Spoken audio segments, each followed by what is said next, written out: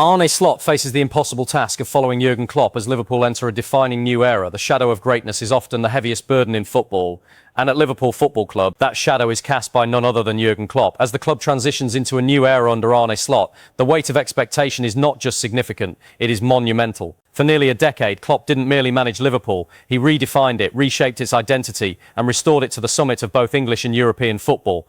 Now, as the Dutchman prepares to write his own chapter at Anfield, the comparisons are inevitable, the expectations relentless, and the scrutiny unforgiving. Liverpool is not just changing managers, it is attempting to evolve without losing its soul. When Klopp arrived in October 2015, Liverpool was a club searching for direction. There had been flashes of promise under Brendan Rodgers, but consistency, identity and elite-level success remained elusive. Klopp changed all of that. With his charismatic leadership, gegenpressing philosophy and emotional connection with supporters, he transformed Liverpool into one of the most feared teams in world football. The trophies followed: the Premier League, the Champions League, the FA Cup, the League Cup, the Club World Cup. But more importantly, so did belief. That is what makes this transition so delicate. Arne Slot is not inheriting a broken team in need of rebuilding. He is stepping into a machine that has already tasted greatness. But like all great teams, Liverpool is now at a crossroads, balancing evolution with continuity. Slot arrives from Feyenoord with a growing reputation as one of Europe's most progressive coaches. His football is dynamic, possession-based and tactically flexible. At Feyenoord, he built a side that was both disciplined and expressive, capable of controlling games while maintaining attacking threat. Yet Anfield is a different beast entirely. The Premier League is unforgiving, the expectations at Liverpool are relentless, and the comparisons to Klopp will follow Slot from his first press conference to his final match. The question is not whether Slot is a good coach, the question is whether he is the right coach for this moment in Liverpool's history. One of the biggest challenges Slot will face is maintaining the emotional connection that Klopp had with the fans. Klopp was more than a manager, he was a symbol of unity, passion and belief. His famous fist pumps toward the Kop became iconic, representing a bond that went far beyond tactics and results. Slot, by contrast, is more reserved, more analytical, more understated. That doesn't make him less capable, but it does mean he will need to find his own way to connect with the Liverpool faithful, because at Liverpool, emotion matters. On the pitch, Slot inherits a squad that is both talented and in transition. The midfield rebuild has already begun, with younger players stepping into key roles. The forward line remains dangerous, but questions linger about long-term leadership and consistency. And then there is Mohamed Salah. The Egyptian king has been the face of Liverpool's modern success, but uncertainty surrounds his future. If Salah were to leave, Slot would be tasked with not just replacing a world-class player, but redefining the team's attacking identity. That is no small task. Defensively, Liverpool remains strong, but the high-intensity style that defined Klopp's era has taken its toll over the years. Injuries, fatigue and tactical adjustments have all played a role in recent inconsistencies. Slot's approach may offer a solution. His emphasis on structured possession could help Liverpool control games more effectively, reducing the physical strain that comes with constant pressing. But it will also require adaptation from players and fans alike. There will be moments of frustration, there will be growing pains, and that is where patience becomes crucial. Liverpool supporters have been spoiled by success in recent years, but they also understand the value of long-term vision. Klopp himself needed time to build his team, and Slot will likely need the same. The key difference is the starting point. Klopp built Liverpool into champions. Slot must keep them there. Off the pitch, the club's hierarchy faces its own challenges. Recruitment will be critical. Every signing must align with Slot's philosophy, while maintaining the quality expected at a club of Liverpool's stature. The margin for error is small. In modern football, transitions rarely come without turbulence. Even the most successful clubs struggle when iconic managers depart. Just ask Manchester United after Sir Alex Ferguson, or Arsenal after Arsene Wenger. Liverpool will be hoping for a smoother transition. There are reasons for optimism. Slot is not walking into chaos. He is inheriting a well-run club with a clear structure, a talented squad and a passionate fan base. If he can blend his ideas with the existing foundations, Liverpool could continue to compete at the highest level. But success will not come overnight. The early months of Slot's tenure will be crucial. Results will matter, but so will performances. Fans will look for signs, patterns of play, tactical identity, and the emergence of a new era. Every decision will be analysed, every substitution questioned, every result magnified. That is the reality of managing Liverpool. Yet within that pressure lies opportunity. Slot has the chance to carve out his own legacy. To take what Klopp built and evolve it into something new, to prove that Liverpool's success was not tied to one man, but to a philosophy, a culture and a belief. It won't be easy. Replacing a legend never is. But football is a game of cycles, and Liverpool is entering a new one. The Klopp era will forever be remembered as one of the greatest in the club's history. The challenge now is to ensure that it is not seen as an isolated peak, but as the foundation for sustained success. For Arne Slot, the journey begins with expectation, uncertainty and immense pressure, but also with possibility. Because at Liverpool, history is not just something to be remembered, it is something to be continued. International break brings fresh transfer clues as Alexander Isak emerges as Liverpool's next big target. the international break has long been viewed as a pause in the domestic calendar, a time for players to represent their countries and for clubs to regroup behind the scenes. But in modern football, these breaks often serve a deeper purpose. They become windows into the future, subtle indicators of transfer intentions, and crucial periods where decisions begin to take shape away from the spotlight of weekly fixtures. For Liverpool, this latest international break may prove to be far more significant than it initially appears. Beneath the surface of national team call-ups and global fixtures lies a growing narrative, one that points firmly toward Newcastle United striker Alexander Isak as a potential cornerstone of the club's next attacking evolution. At first glance, the idea of Liverpool targeting Isak is both exciting and complicated. Exciting because of the Swedish forward's undeniable quality, and complicated because of the circumstances surrounding his current club. Newcastle, backed by immense financial power and driven by ambitious ownership, are not in the business of selling their best players easily. Yet in football, timing is everything. And this international break may have quietly shifted the narrative. Isak has steadily developed into one of the Premier League's most complete forwards. Tall, technically gifted and deceptively quick, he offers a blend of attributes that are increasingly rare in the modern game. He is not merely a traditional number 9, he is a forward capable of drifting wide, linking play and creating as well as finishing chances. For Liverpool, that versatility is key. The club has spent the past few seasons evolving its attacking structure. Under Jurgen Klopp, the famous front three of Mohamed Salah, Sadio Mane and Roberto Firmino defined an era. Their fluid movement, relentless pressing and clinical finishing made Liverpool one of the most feared attacking units in world football. But that era has passed, Mane has moved on, Firmino has departed, and while Salah remains, questions continue to swirl about his long-term future. The need for a new focal point in attack is becoming increasingly apparent. Enter Alexander Isak. During the international break, performances often carry added weight. Players are not just representing their countries, they are showcasing themselves on a global stage. Scouts watch closely, analysts dissect every movement, and clubs, quietly but intently, assess potential targets. Isak's recent displays for Sweden have only reinforced his growing reputation. His ability to operate in tight spaces, his composure in front of goal, and his intelligence off the ball all suggest a player entering his prime. For Liverpool, the appeal goes beyond statistics. Isak fits the profile of a modern Liverpool forward, dynamic, adaptable, and capable of pressing from the front, under Klopp, and potentially under Arne Slot moving forward. The importance of forwards contributing defensively cannot be overstated. Isak's work rate and positional awareness make him a natural fit for such systems. But interest alone does not guarantee a transfer. Newcastle's position complicates matters significantly. As a club on the rise, they view Isak as a central figure in their project. Selling him would not only weaken their squad, but also send the wrong message about their ambitions. That said, financial realities in football are rarely straightforward. The Premier League's financial regulations continue to influence transfer strategies across the league. Even the wealthiest clubs must operate within certain constraints. If Newcastle were to face difficult decisions regarding squad balance or financial compliance, players like Isak could become part of wider considerations.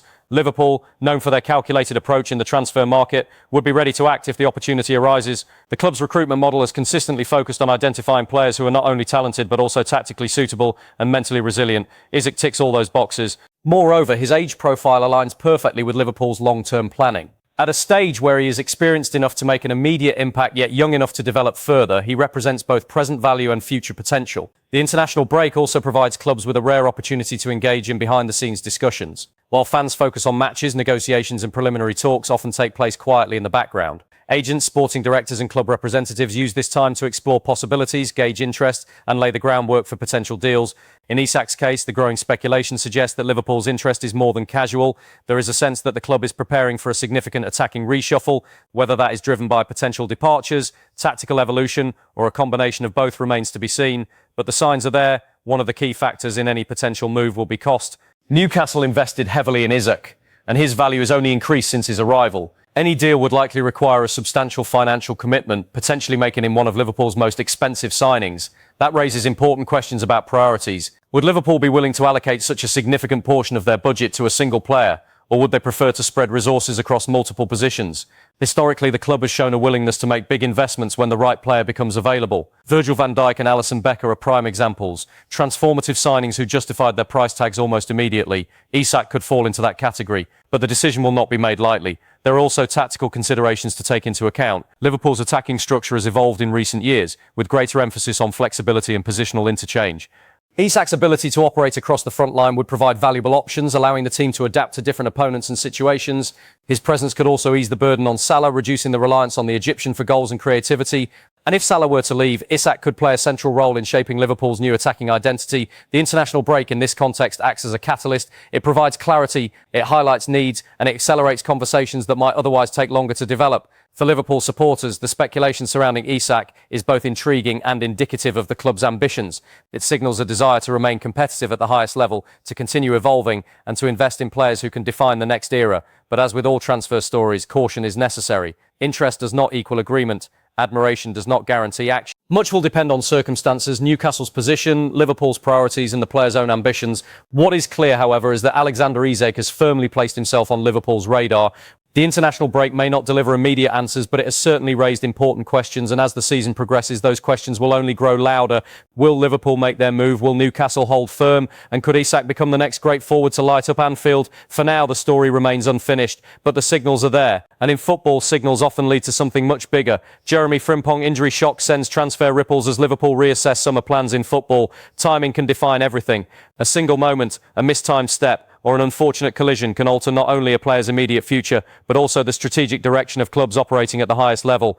For Jeremy Frimpong, what should have been another routine chapter in a season of rising prominence has instead become a moment of uncertainty, one that is already sending shockwaves through the transfer market, with Liverpool among the clubs forced to reassess their plans. The news of Frimpong's fresh injury arrives at a critical juncture, with the summer transfer window fast approaching and clubs across Europe intensifying their scouting and recruitment processes. The Dutch fullback had positioned himself as one of the most sought-after players in his role. His performances for Bayer Leverkusen have not only elevated his reputation but also placed him firmly on the radar of elite clubs looking to strengthen their wide defensive options. Liverpool, in particular, had been closely monitoring his development.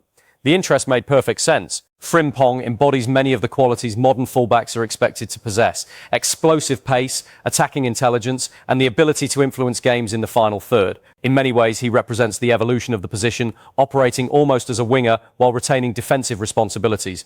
For a Liverpool side that has long relied on the attacking output of its fullbacks, the appeal is obvious. Yet injuries have a way of complicating even the most carefully laid plans. Initial reports surrounding Frimpong's condition suggest concern rather than outright panic, but in the high-stakes world of elite football, even minor injuries can carry significant implications. Clubs do not merely assess a player's talent, they evaluate durability, recovery timelines and long-term reliability.